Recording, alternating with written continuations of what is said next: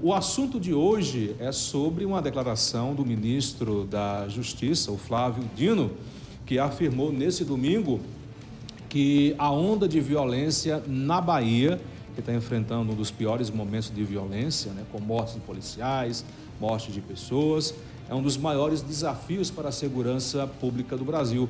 Segundo o Flávio Dino, infelizmente as organizações criminosas se fortificaram muito nos últimos anos, principalmente no governo do ex-presidente Jair Messias Bolsonaro.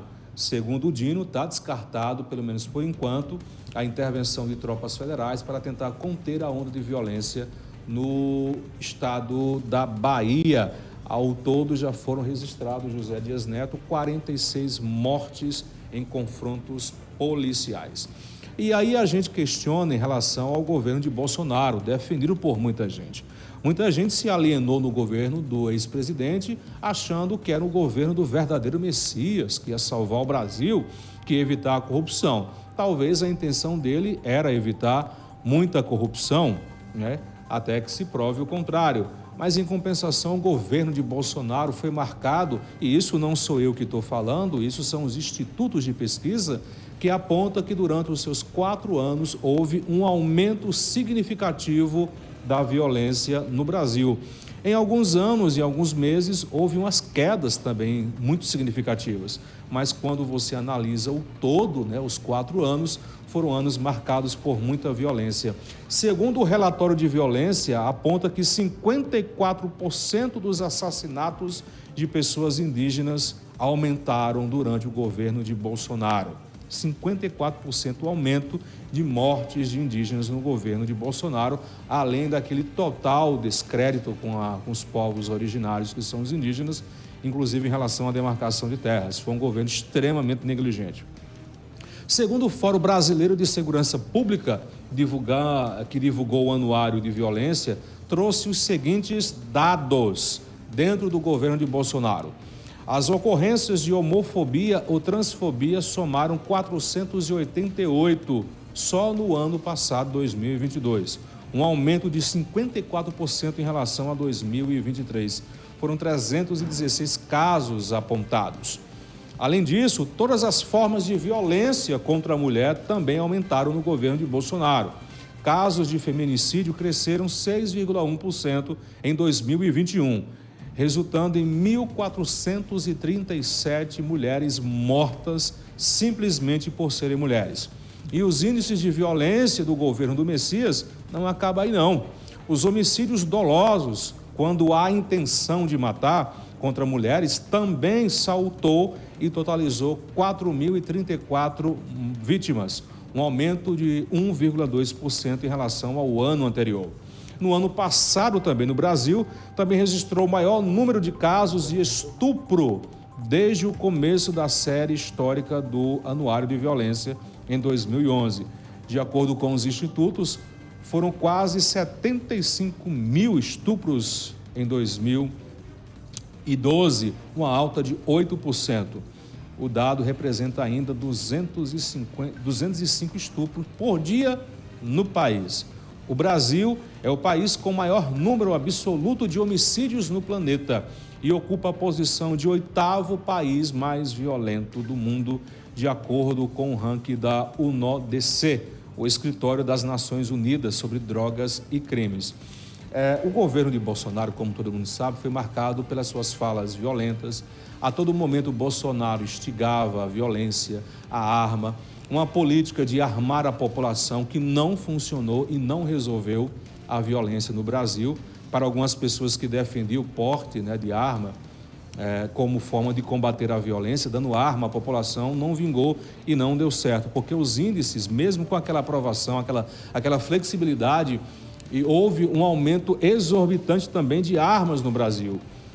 No governo de Temer, existia nas mãos do cidadão 1,3 milhões de armas. No governo de Bolsonaro, aumentou até 2022 para 2,3 milhões até novembro do ano passado, isso no governo de Jair Messias Bolsonaro. Só que com isso não resolveu a violência no Brasil. Inclusive é importante relembrar que muitos bandidos aproveitaram disso para conseguir novas armas. E exatamente isso. Muitos cidadãos conseguiram arma para ficar em casa, e os bandidos assaltaram e roubavam casas. E roubavam também as armas. Então, houve um aumento, se não me falha a memória, de quase 25% a 27% do aumento de bandidos com armas oriundas de cidadãos que compraram, que tiveram porte de arma, e em assaltos em casas ou estabelecimentos comerciais, esses ladrões também se apossaram dessas armas. Então, os bandidos aumentaram o seu arsenal bélico. Além dos furtos e roubos de armas, também aumentaram no governo de Bolsonaro, como eu falei, além da violência por intolerância religiosa, que aumentou significativamente no Brasil. Então, o governo de Bolsonaro, por mais que alguns defendam que foi o governo que tentou resolver o Brasil e não conseguiu, mas foi um governo marcado por muita violência, inclusive violência na política, José Dias Neto. Um aumento de 400% na violência política, entre políticos, né? Um aumento assim impressionante. Tudo isso no governo de Bolsonaro. O governo de Bolsonaro, me desculpe os bolsonaristas, mas é um governo extremamente violento em todos os sentidos. O Brasil não melhorou e o Brasil jamais melhoraria nas mãos de um cara que defendia a todo momento a arma, inclusive participando de eventos religiosos, de eventos religiosos, usando do nome de Deus e de Jesus e da Bíblia como fonte para justificar toda a insanidade, toda a irresponsabilidade e leviandade de um governo que, na verdade, estava querendo tirar a responsabilidade de si e jogar a responsabilidade da segurança no Brasil nas mãos da própria população. Isso são dados reais, isso aqui não sou eu que estou inventando. Ah, mas o governo de Bolsonaro já acabou. Pois é, já acabou, mas o reflexo desses dados imorais ainda continua se reverberando hoje no nosso Brasil. Ainda bem que o Messias Bolsonaro não ganhou, senão estaríamos numa situação muito complicada. E aos que defendem ele, lembre-se de todos esses números e dados alarmantes. E não adianta, por exemplo, muitos evangélicos estarem defendendo arma. Como o próprio Messias disse, se Jesus Cristo estivesse entre nós, com certeza estaria usando uma arma. É uma pessoa totalmente despreparada e que não conhece nada da Bíblia. É um presidente extremamente despreparado e nós torcemos, enquanto brasileiros, que ele nunca mais volte à política e que ele se aposente e suma da política para que não traga mais danos à nossa nação ou a nenhum outro estado. Não que eu seja defensor de Lula. Lula tem vários erros, vários absurdos também no seu governo. Não estou dizendo que Lula é santo.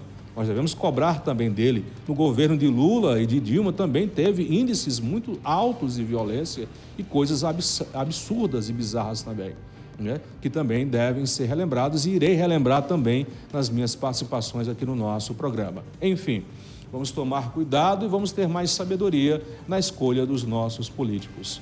E chega de arminha.